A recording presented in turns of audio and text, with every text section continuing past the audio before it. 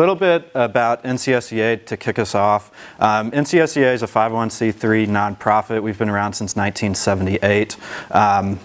We are a membership organization made up of individuals, businesses, government, and nonprofits who are interested in North Carolina's clean energy future.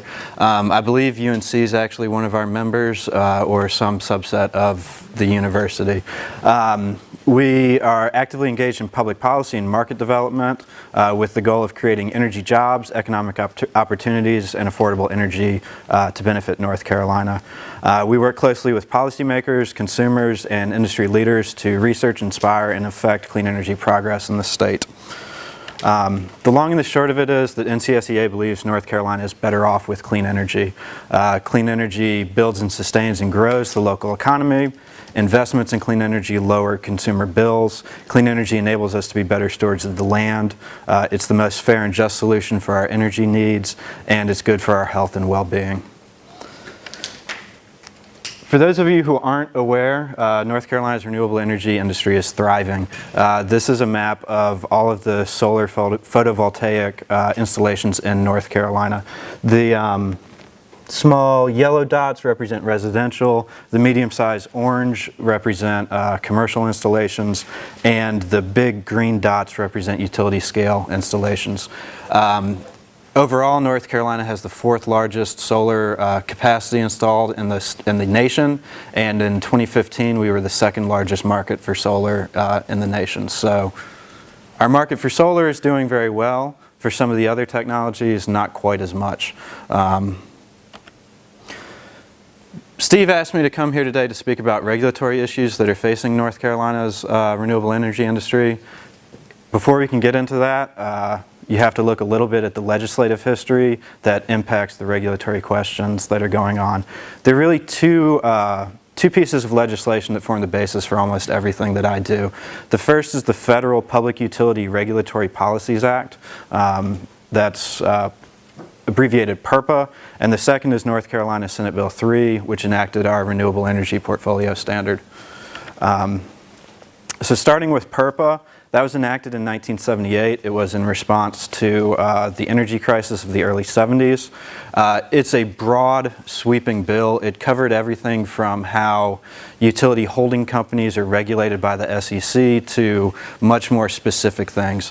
For our purposes, and for my interests, it requires utilities at the state level to purchase electricity that is generated by a non-utility power producer. So any independent power producer, up to a certain threshold, the utilities must purchase the electricity that they're generating.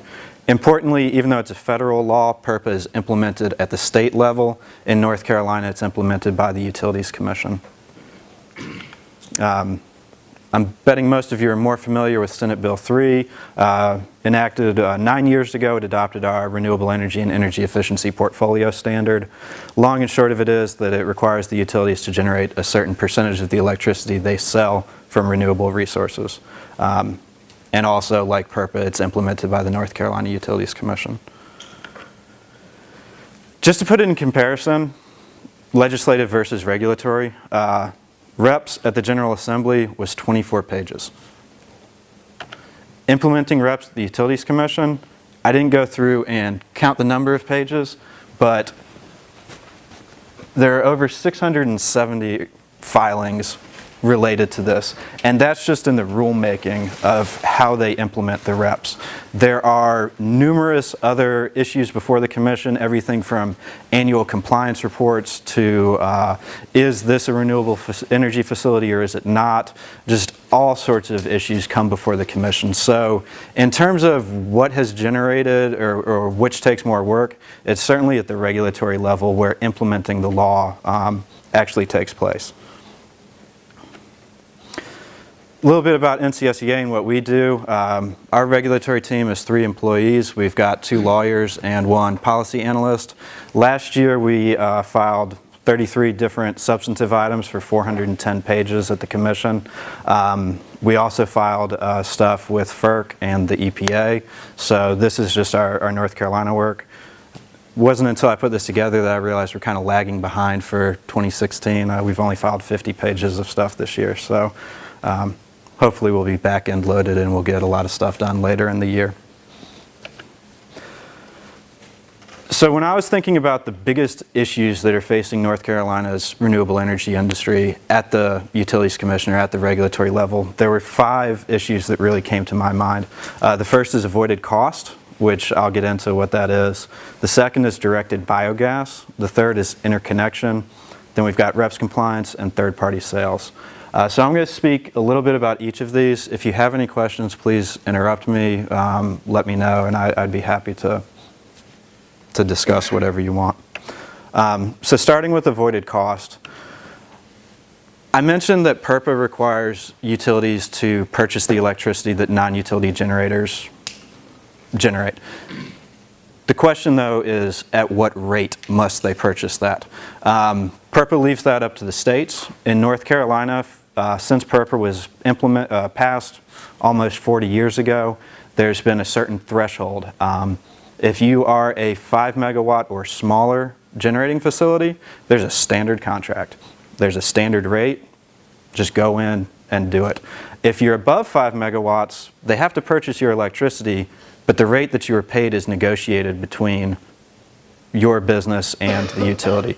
So what this means is if I were to go back to that map that showed all those utility scale installations, most of those are 4.99 megawatts because cookie cutter, they can come in, they can build that, and they know guaranteed we're going to get paid this rate for 15 years, and they can go to a bank and they can finance that. This has been a key driver of North Carolina's solar energy and solar industry in particular.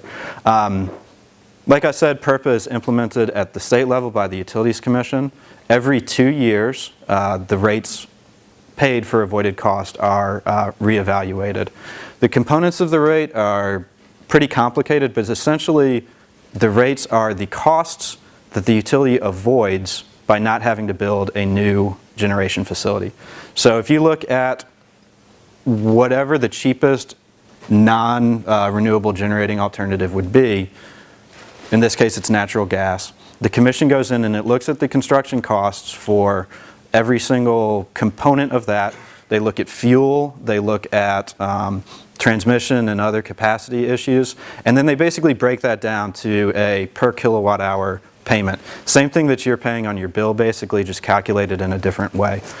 So in doing so, the Commission will set that rate. And there's a couple of different options for developers, but they know guaranteed they're going to get paid between 6.8 cents per kilowatt hour and 3.8 cents per kilowatt hour, depending on exactly how they sell the electricity to the utilities. That's one aspect of the avoided cost, and that's essentially the payment. The other aspect of it is the standard contract terms. So like I said, since the 1970s, North Carolina's had this 5 megawatt threshold. When the last avoided cost proceeding began 2 years ago, it only wrapped up a couple months ago, the utilities wanted to lower that threshold from 5 megawatts down to 100 kilowatts. It's a huge change, and it would mean no more cookie cutter projects. Anything bigger than, you know, a mid-sized commercial solar installation would require lawyers sitting down and negotiating, and that adds cost. And there's no guaranteed rate that the developer would get, so they wouldn't be able to go to a bank to get financing until further along in the process. So NCSEA was actively involved in this. We had to hire experts, we had to hire outside counsel, but ultimately the contract terms were retained to keep it at the 5 megawatt threshold. We kept a 15-year long contract that's guaranteed, although there are options for shorter contracts, and we were able to get favorable avoided cost rates for solar developers. Essentially, the utilities were coming in and they were lowballing construction costs, and that leads to a lower avoided cost rate than is actually likely to be seen over the next few years. So I provided a citation. If you're really geeky like me, you can go to the Utilities Commission and look up the docket, which is E100 sub 140, and you can see everything that's gone on there. This was started in early 2014. It's a 2-year process. We just wrapped it up, and we will be starting again later this year for the next biennium. So this is a process that pretty much never ends. We're always recalculating what the costs are going to be. The next issue that I thought was important is directed biogas.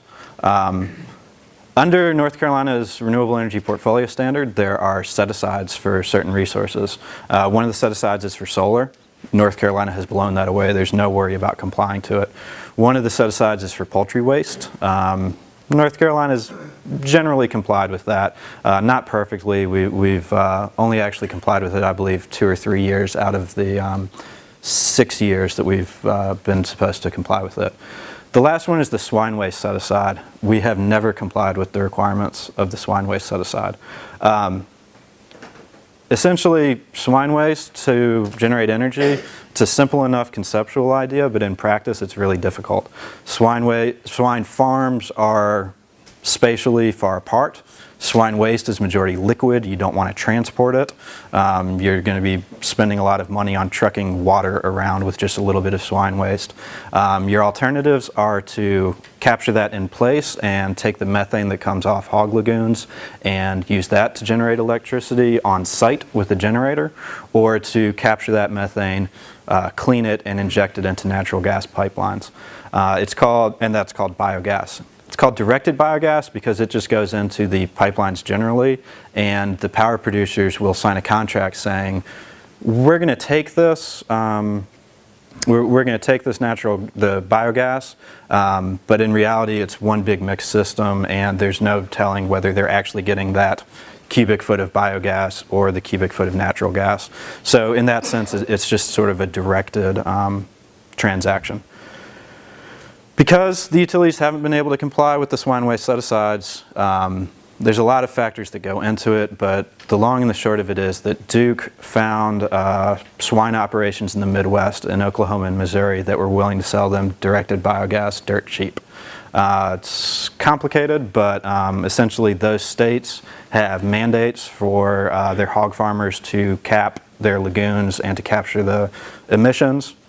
Awesome, they have to do this stuff anyway, so they can sell the biogas dirt cheap.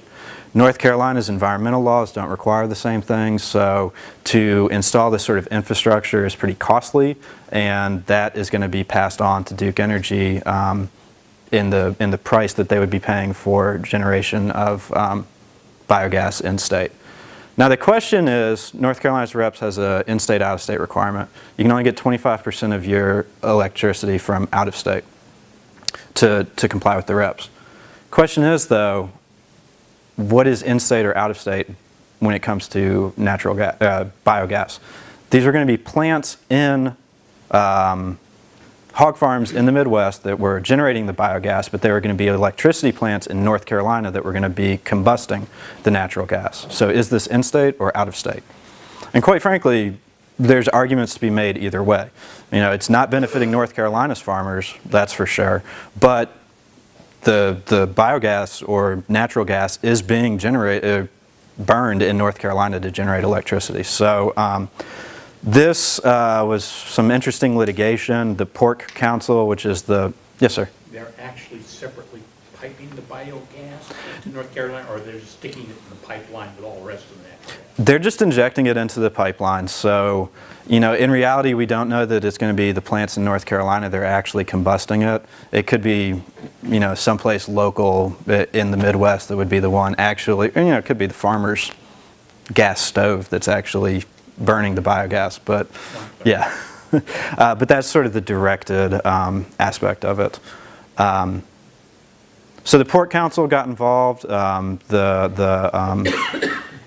A lot of the agricultural interests in North Carolina got involved with this because they didn't believe it was fair to North Carolina's farmers for this to be considered in-state. NCSEA got involved with this because we want to see North Carolina's farmers benefit from the clean energy industry. Duke took the position that, well, we're turning this into electricity in North Carolina, it should be in-state and should meet our requirements under the REPS, or shouldn't be capped under the out-of-state requirement. Utilities Commission ultimately ruled in favor of Duke after sitting on this for a while, so that case is being appealed to the Court of Appeals by the Pork Council, so we still don't have an answer to this. I will say that this battle is also being fought at the legislature, so it's very possible that the legislature will make a decision that renders all of this for naught. But this is a pretty interesting issue, and it could have applications in some other arenas as well with North Carolina's reps. Is there any other renewable energy source under the reps that can come from out of state? So anything can come from out of state, but you can only meet 25% of your requirements with that. But there are some other resources that this could impact. So if there's some sort of biomass feedstock that is grown in Virginia, harvested, and then combusted in North Carolina, is that in-state or out-of-state? So there's a lot of these more biomass-based fuel stocks that would be impacted by this ruling. It's just that the swine waste set aside gets the most attention because it hasn't been complied with. Yes? Is that a decision we can expect from the legislature to make soon? I would love to say yes, but with the legislature in North Carolina, you never know. The legislature comes back into session in about 2 weeks. They'll probably be in session for about 2 months. It's possible that they'll take it up, or that they'll do nothing. I do know that the Port Council will probably be lobbying hard to get this changed to say, in this instance, this situation, this is out-of-state generation for purposes of the reps. That benefits their constituents by preserving the 75% to be met by North Carolina farmers. Whether the legislature actually takes it up or not, I have no idea. They've got a lot of other things on their mind and a lot of other fires to put out, so I don't know that this would be top of their to-do list. But they might. Since Duke is guaranteed a certain rate of return, what's preventing them from making the additional investment to use the port farms here? So, to back up a little bit, and then I'll come to your question, you sort of have to understand, and this is going to play into third-party sales when I get to it, there exists between the citizens of the state and the utilities what's called a regulatory compact. Essentially, by and through our elected legislature, they said that it's silly to have two utilities building lines down the same street. So we're going to carve the state up into designated territories. If you're within this area, Duke, it's yours. If you're within that area, Dominion, it's yours. If you're within this area, Electric Co-op, it's yours. So we have a regulatory compact that guarantees monopolies to the utilities. Now, monopolies are ripe for consumer abuses and rising rates and everything like that. So the flip side of that is that everything that Duke puts into its rate base must be reasonable and prudent. Duke has been reluctant to invest in some of these projects because it's not clear what will actually come to fruition. You know, there's a lot of these things that are pie in the sky ideas that are dirt cheap, and there's a lot of these that are really expensive but very likely to actually be built. They really don't have the capacity or engineering wherewithal to actually sit down and evaluate, is this agricultural proposal actually going to pan out in the end? So they've been relying on private developers to do that and to bring it to them. So if they were to invest in a project that does come to fruition, but they're paying exorbitantly for it, and there's another project out there that could do it at half the cost, but they passed on it, is their decision to take the more expensive project reasonable and prudent? If it is, they can rate base it and get a rate of return. If not, if it was unreasonable, then they're not getting any recovery from ratepayers. So, I mean, this is true for everything that Duke does, down to stringing a power line down your street. But that's generally the reluctance of Duke to invest a lot of money in this. Duke has, one of the lesser known provisions of the REPS is that each utility gets $1 million a year that they can recover for research. And Duke has put a lot of money into biogas research. They've been working with Duke University on a pilot project down east. It's called Lloyd Ray Farms, where they are generating electricity on site from swine-derived bio-waste. So the long and the short of it is, they're not going to do it unless they know in advance that it's going to be a reasonable and prudent decision, and they really can't have that guarantee right now. Who determines whether it's reasonable and prudent? That's all up to the Utilities Commission. So, And so if they're requiring them to source their biogas from North Carolina and Duke wasn't fighting it, how could they possibly not deem it reasonable improvement if they're requiring it of Duke? it's not that they're requiring Duke to do it, it's the particular projects that Duke picks. So if Duke picks the expensive project and it turns out there was a cheaper one available, was that a reasonable and prudent decision? And that's up to the regulators to decide. Yes. Has anyone proposed like an alternative form of compliance for the swine waste as like maybe extraction of like phosphorus or magnesium or other fertilizer-based compounds you could use? Is that something someone has said, like maybe move to the circular economy instead of trying to find a renewable energy application for it? So I'll start by saying I'm not a scientist or an engineer, so I can't really speak to some of the specific proposals. I can tell you a couple of things have been rejected by the commission. One was, and I can't recall if it was swine or poultry waste, but it was essentially to use the waste as a fertilizer for a feedstock and then combust that feedstock. And the Utilities Commission reached the decision that because they're not actually combusting the animal waste, no, this is not cannot be used to meet the set-aside requirements. In terms of just providing some sort of other beneficial non-energy related use for swine waste, I can't really speak to that. That would have to be up to the legislature to decide. There's been a lot of hesitancy. In some ways, the REPS is a very delicate balance between forces, and nobody really wants to go in and tinker with any one thing in case everything collapses. So lots of other laws, the General Assembly would go in and would change a couple of words, just to make sure that everything was flowing smoothly. They haven't touched it since it was passed almost 10 years ago with just a couple of minor things. So that would be more of a legislative proposal. As far as the commission is concerned, they want Duke to comply. Duke and Dominion and all the other electricity providers. Yes?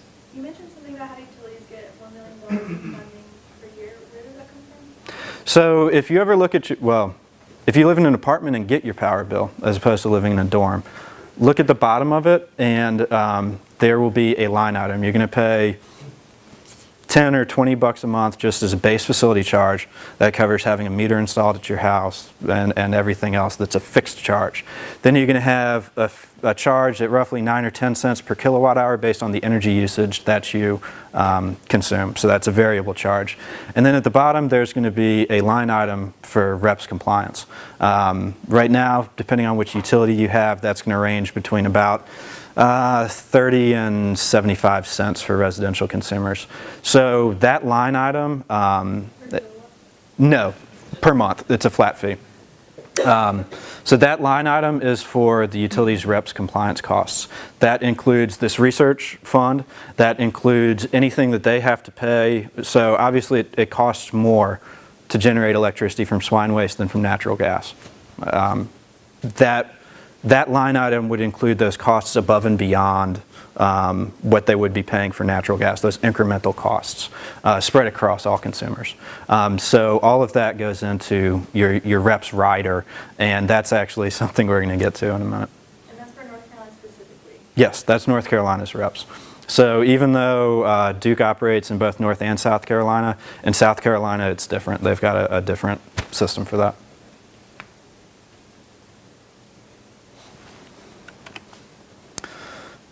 All right, so, and you can see REPS compliance, we'll get to that soon. Third-party sales, we'll get to that soon. The next issue that's really big for renewable energy developers is interconnection. Essentially, it's all well and good. You want to go out and build a solar farm, wonderful. But if you want to sell your electricity to the grid, it's better for everybody if you meet the voltage standards and the various requirements that keep our grid running. I mean, you don't want someone willy-nilly just plugging a AA into their outlet and trying to collect money for that. So the interconnection standards are a really big deal. This is required by PURPA. Back when they required the utilities to purchase electricity, they did say, yeah, but you can specify that it has to be delivered in a way that meets your requirements. So couple years ago, everybody came to the table and basically said the current interconnection system isn't working.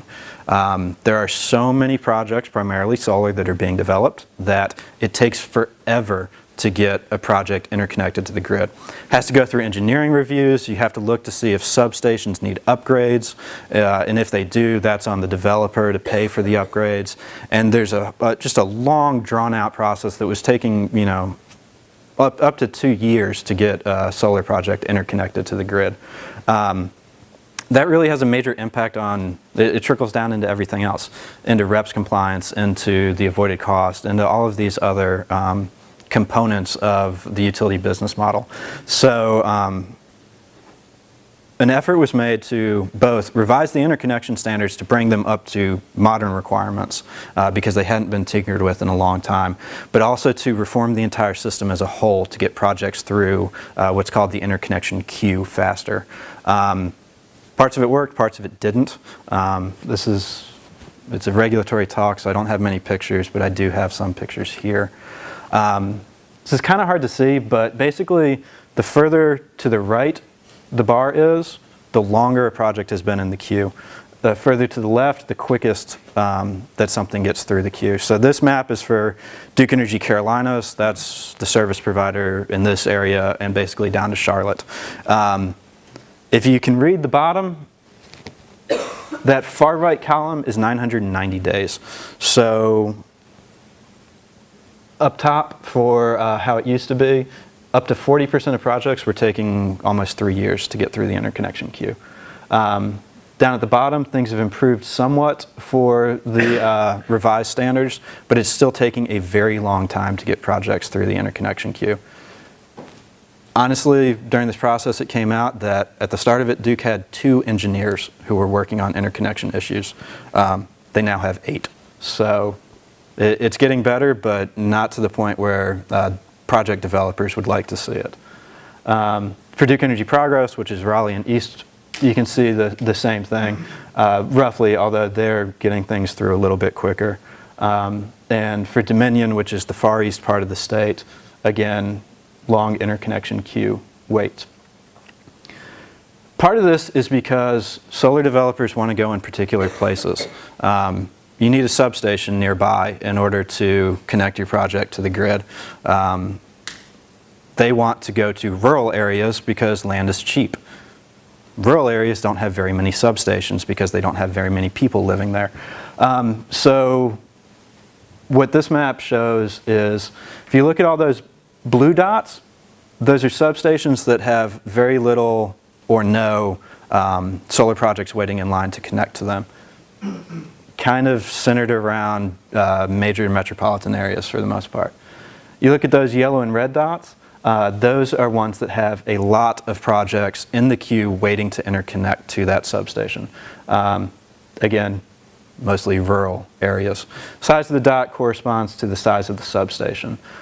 Big substations are better because you can get more projects online with them, basically. But if you look at the eastern part of the state, that's really where the orange and red dots are situated. People are trying to do their projects in the rural areas where land is cheap. Multiple developers are coming in with different projects, but they both want to go to the same substation. It's kind of a first in line gets the first crack at it. So basically what we're looking at is things are not improving. If anything, they might be getting worse for the interconnection process. But this is important to solar developers. If you can't interconnect, you can't sell your electricity, and you can't get paid. REPS compliance. This comes back to the research. Every year, each of the 3 investor-owned utilities, Duke Carolinas, Duke Progress, and Dominion, has to come into the Utilities Commission for a compliance report, and that's when they also ask for recovery for fees that they've paid, both incremental costs above and beyond what they would pay otherwise for electricity, as well as some research costs and a couple of other things. Right now, for the 3 utilities, depending on which one you're in, it's always going to be under about 75 cents for residential consumers. There's actually a statutory cap in the rider for all residential, commercial, and industrial users. So no utility has come bumping up against that cost cap. They've all stayed well below it. But part of what my engagement at the commission is ensuring compliance, reviewing compliance reports, looking for abnormalities or any sort of issues that might be trying to be swept under the rug, and reviewing all of their financials that are associated with this.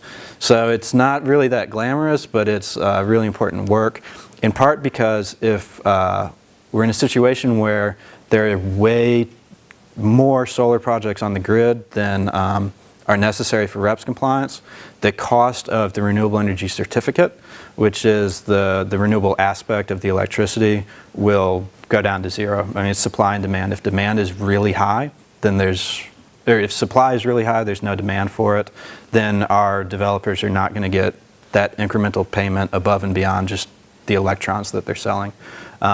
So this is important to keep the market driving for renewable energy in North Carolina.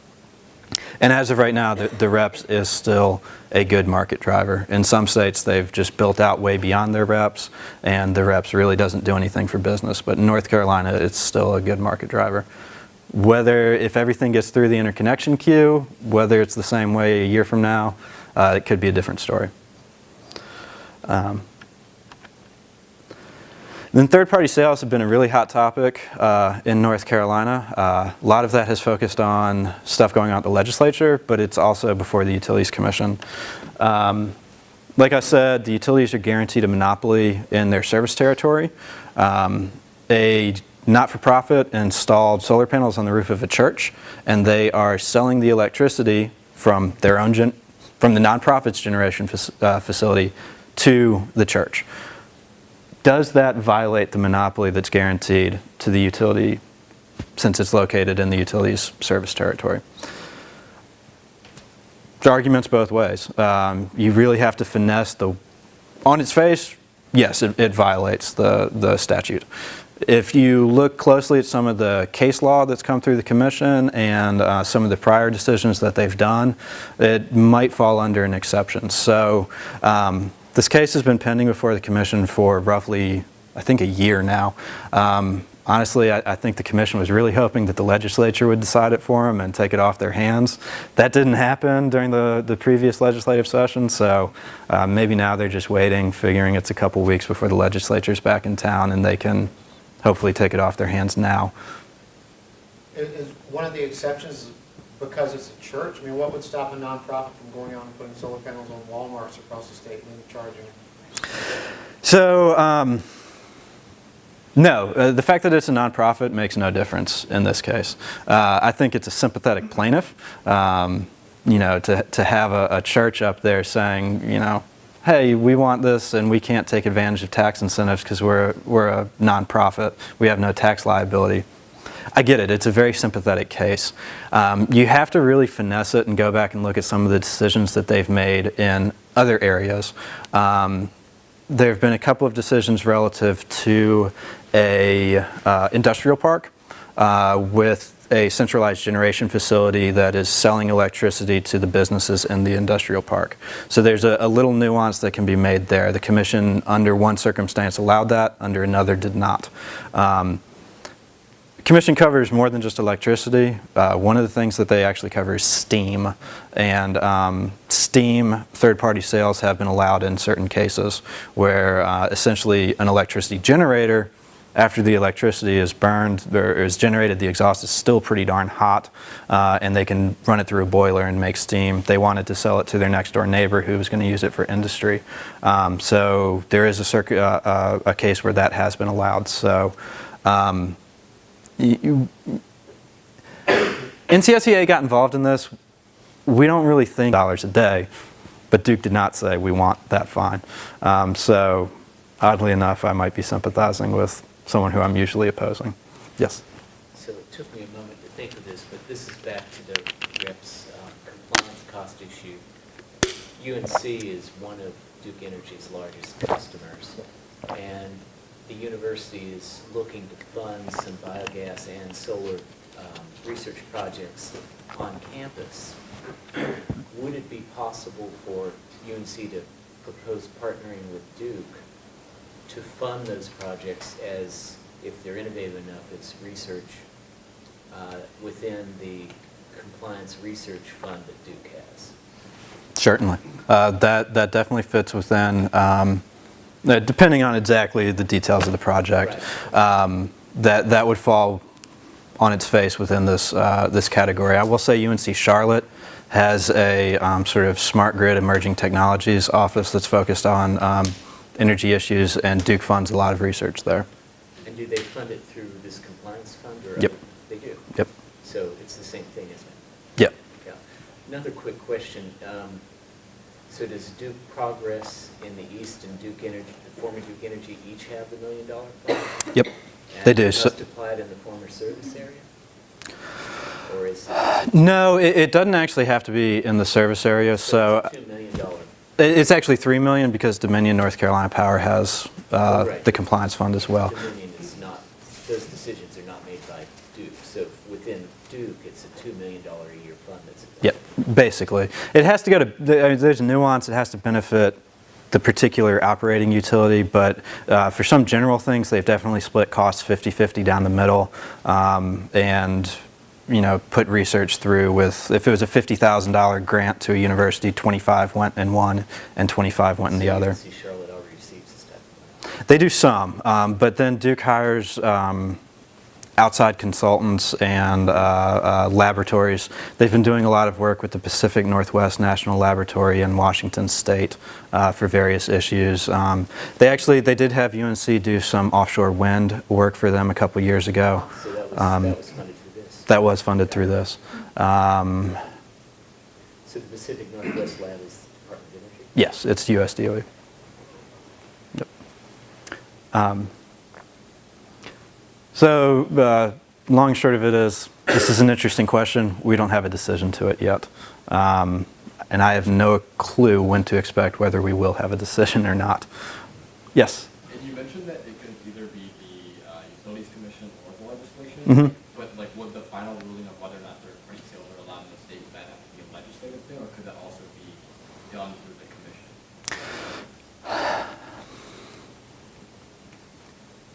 So if the commission rules in favor of allowing this electricity sale to proceed, then they would have effectively said third-party sales are allowed. Now, the legislature can obviously trump anything the commission does. So the legislature could moot this by saying third-party sales are allowed, in which case this is perfectly fine. Or the legislature could change the law to say specifically, this is not okay. And you know, chances are, if the legislature rules in favor of the nonprofit, if I were the utility, I would be going to the legislature saying, you know, come on, we're guaranteed this service territory. Can you overrule this? And it's a business decision for them, and if you were in that business, you would make the same decision. So, does that answer your question? Yeah. All right. So those were my top 5 issues before the Utilities Commission. There's a lot of other issues before the Utilities Commission as well. I went back through some of the stuff we've done in the past year, and these were sort of the bullet points that I took away. Combined heat and power, customer access to your own energy consumption data. Lots of times your meter is pulling a lot more information off it than your bill indicates. When I get my bill, it just tells me I used 800 kilowatt hours during the last month. But I don't know when I was using that or anything else, and there's lots of cool apps that would tell me, dude, your refrigerator's broken, you need to get this looked at, just by looking at that data coming off my meter. Right now, those aren't really available in North Carolina. Dominion North Carolina Power, yes? Because of regulation? It's twofold. So for starters, not everyone in North Carolina has a meter capable of that. But for those who do have that sort of meter, that data is not easily accessible from the utility. So if you have, if you're in the Charlotte area, you have a smart meter. If you have solar on your roof, you have a smart meter. If you're on time of use rates, you have a smart meter. Anyone else, it's a mixed bag as to whether you have a old dumb meter or a smart meter. You need a smart meter to enable this, but when the meters are installed, Duke is not activating the little wireless network that they provide, and they are also not providing the raw consumption data that they receive to consumers. If I could set up for, there's a company in Durham called PlotWatt that we work with a lot. If I could set up for PlotWatt to access my data, my consumption data constantly, then PlotWatt could send me text messages saying something's wrong with your air conditioner, or, you know, you're using a lot of electricity, turn something off. But because I can't allow PlotWatt access to that raw data, I can't take advantage of their product offerings. Do you think Duke is not allowing that to discourage energy efficiency? No, I don't think it's to discourage energy efficiency. I think it's because they want to corner the market. Duke is developing their own app, and they actually announced it at the Clean Tech Conference a couple months ago that they were going to be rolling out their own app. They're testing it on some of their employees. One of them was showing it off to me yesterday. So it's nifty, but you know, sort of free market principles. If I don't like their app, I'd rather be able to go to somebody else. But to do that requires better access to my own data. So this is an issue that's been before the Commission. The Commission has the authority to dictate, Duke, you need to provide better access. And I keep saying Duke. It's not just Duke. It's Duke, it's Dominion. Depending on what we're talking about, it's every single electric provider that's a municipality or a cooperative, which cover a lot of rural areas and smaller towns. So that's out there. And we've been working on this for several years. It takes a long time, but we finally got them to sit down at the table to discuss possible rules with us. In the eastern part of the state, Dominion North Carolina Power applied for a rate increase this month. So that's something that we're involved in, making sure that they're not trying to do anything to energy efficiency programs, making sure that they provide net metering to customers who have solar. Duke Energy is purchasing or merging with Piedmont Natural Gas, depending on how you want to look at it. That's a really interesting issue. Till now in North Carolina, we haven't had any investor-owned combined natural gas and electricity companies. It also raises some questions about Duke's long-term plans. Are they going to be relying solely on natural gas for their generation to the exclusion of renewables? What does this mean for the long term? So that's something that we're looking at. Energy efficiency programs, every time one of the investor-owned utilities wants to propose a new energy efficiency program, they have to get commission approval if they want to recover their costs. So basically, if you go buy a light bulb and get a rebate from Duke, in order to offer that rebate, Duke has to show that the $3 rebate will generate more than $3 in benefits to society as a whole. So there are certain cost-benefit analyses. Every single project like this has to go through the commission. Energy storage is a huge developing area. Basically, batteries the size of a semi-truck that can store megawatt hours worth of energy. It's been a major business in California and the Northeast states, less so in North Carolina. Nobody's willing to step out on a ledge right now to take a risk with it. Interestingly, manufacturers are. A Swiss company bought an old Philip Morris plant outside of Charlotte, and they're dumping a couple of $1 billion into their facility to build these massive batteries there and to sell them all over the world. We just haven't seen any installed in North Carolina yet. Smart grid deployment, so smart meters are only one aspect of smart grid.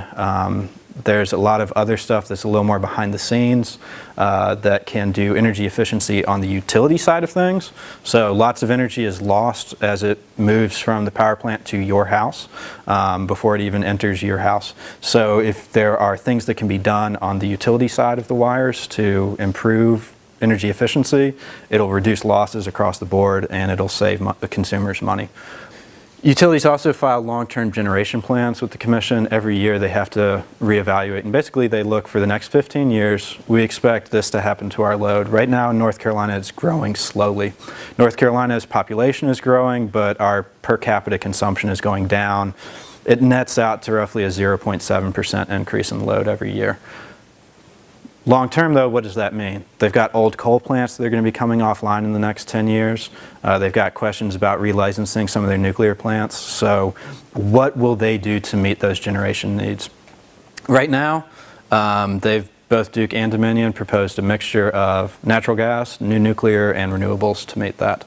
But lots of questions as to whether there are enough renewables in their proposals. Questions as to whether new nuclear will actually be built, whether natural gas is the right way to go, putting all your eggs in one basket. So that's the type of thing that we get involved in. And then, you know, one of those first slides that showed the solar business booming, Duke wants to get into that as well. So the utilities have proposed some of their own renewable energy projects. They actually just flipped the switch last week or 2 weeks ago on the second largest solar project in North Carolina is owned by Duke Energy Progress, Duke Energy Progress. So from NCSEA's perspective, I don't really care who owns it. I want more renewable energy out there. I don't care if it's a private developer or the utility who's owning it and rate basing it. So to us, that's a good thing. So those are issues that are before the Utilities Commission. We also get involved in non-Utilities Commission regulatory issues. The Clean Power Plan has been a really big one for us, both at the North Carolina Department of Environmental Quality. We got involved with the EPA back when the rule was proposed, and now there are all these legal challenges that are going and moving forward. The Atlantic Coast Pipeline, if you're not aware, there's plans to build a multi-billion-dollar pipeline basically from the fracking areas of Pennsylvania down to eastern North Carolina. That's going to bring natural gas down from the Midwest and fuel our natural gas power plants. So there's a lot of stuff going on with that right now. Most of FERPA is implemented by the North Carolina Utilities Commission, but there are some things that are implemented by the Federal Energy Regulatory Commission, so we occasionally have to get involved in those. Yes? I didn't hear the word wind pass your lips, although North Carolina supposedly has a huge wind capability. Yep, you did not. That is because as of 2 months ago, we had no installed wind to speak of in the state. The first utility-scale wind project is currently under construction. I don't know whether the first turbines are spinning yet or not. I've seen the poles going up. North Carolina does have huge wind potential. It's primarily located in two places. Mountain ridges. Only makes sense that they're windy. Well, we've got a Mountain Ridge Protection Act that says no tall structures on mountain ridges. A wind turbine is a tall structure. You're not going to build anything there. There's some technical possibility in the valleys, but it's not as attractive as in eastern North Carolina, particularly the coastal plain and then offshore. So right now, the project that's going in is a 280 megawatt project. It's in Pasquotank and Perquimans counties in the extreme northeast part of the state. That electricity is actually being sold up into Virginia. Amazon is running their big data center off of that. This is the first wind project of any size that has been built in North Carolina. There's a lot of technical potential to it. The problem is, if I go back to the interconnection queue, how are you going to get a wind project through the interconnection queue? Well, the Amazon project, it's 280 megawatts. It's made up of like 80 individual turbines, I think. Do you put each turbine in the queue, so you've got 80 projects going through the queue? Do you do one 280 megawatt project? It's basically it's a major complicating factor, and when you look at everything else that North Carolina has, particularly some legislation that was passed a few years ago that makes the Department of Environmental Quality side of permitting a wind farm very costly and intensive. There's a few more wind projects in eastern North Carolina that I think are likely to get built out in the next couple of years.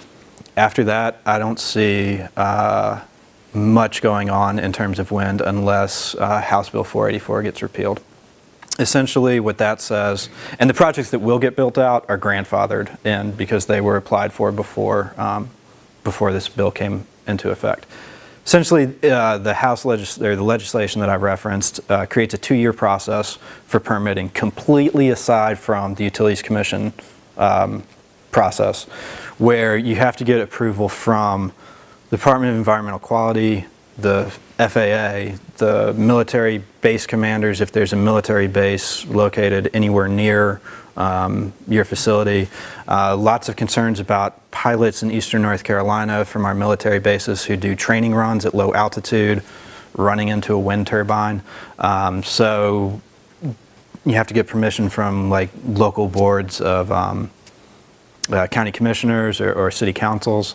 It's just a very intensive process. It's completely different from the process for solar or biomass, or even to build a new coal plant would probably be logistically easier than to build a wind farm in North Carolina.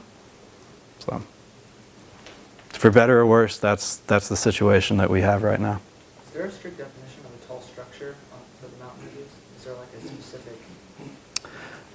I don't know for sure. I suspect yes, but I don't know the answer to it. Somebody built a hotel on a mountain ridge in the early 80s, late 70s, pretty much ruined the view shed, and so there's been this law in place basically ever since. Yes? Are there examples of policy issues where the NCSEA membership is divided? How would you come down on your official policy stance? Sure. So, yes, there are lots of issues. Our membership is made up of everyone from individuals to businesses. For the most part, because we're focused on economic development, we like to talk to our business members and get their insight. And they're also the ones who are most vocal, most willing to stand up. Lots of solar issues. There's a huge divide between the rooftop scale folks and the utility scale folks. They need different things. Rooftop solar folks, they're interested in the tax incentive. They're interested in net metering. They're interested in some extent to the interconnection queue. Lots of rooftop solar projects, though, have a lesser form of review. You can only screw up the grid so much with a 10 kilowatt solar project compared to a 80 megawatt solar project. So they get a sort of lesser review. So their concerns are different. The utility scale folks, they don't care about net metering. Nobody is building one of these to net meter their projects. They really care about the interconnection queue. They kind of care about tax incentives. So at the end of the day, you know, we're not a trade organization, we're a 501c3. It's up to us to set the policies that we take. The views of our membership definitely are taken into account when we're choosing the policies, but we have to look at things holistically and see what sectors really need the help. And you know, I've been talking mainly about solar up here today.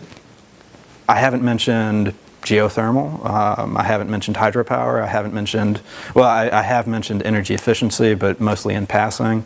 You know, there's a lot of other things that we do that don't get the attention that solar does. Yes? What do you see as the prospects for the Energy Independence Act that would allow third-party sales?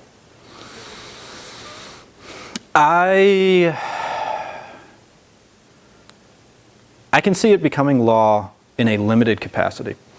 I think there are a lot of valid concerns about what would happen if large industrial consumers that have very dependent or very predictable loads suddenly went offline to that. It's a valid concern from the utilities perspective. I can see it becoming law for a subset of nonprofits, educational institutions, military institutions, things like that. I don't see it becoming law right now as written. Quite frankly, I don't know, as far as the rooftop market goes, that there's demand for it. There's a reason why these big companies out of California have not been in North Carolina lobbying for the Energy Freedom Act. They don't see the business model even if it passes. Some of our rooftop solar folks don't see the business model even if it passes. Our electricity prices are just too low. It's not profitable for them to enter into a long-term contract and own the facility. But I definitely think that the most likely way it will become law is for this sort of large user but unusual situation where they can't take advantage of tax incentives. I think that's the most likely area that could benefit. So you mentioned the General Assembly start opening, I guess it's 2 weeks. Yeah, 25th. Do you expect any other bills to be active in the General Assembly that the association will get involved with? And I'm sure you yes, try to predict. I can guarantee we're going to be involved at the General Assembly. So I'm a member of our regulatory team. We've got a government affairs team as well. So we have registered lobbyists who get involved in all sorts of things.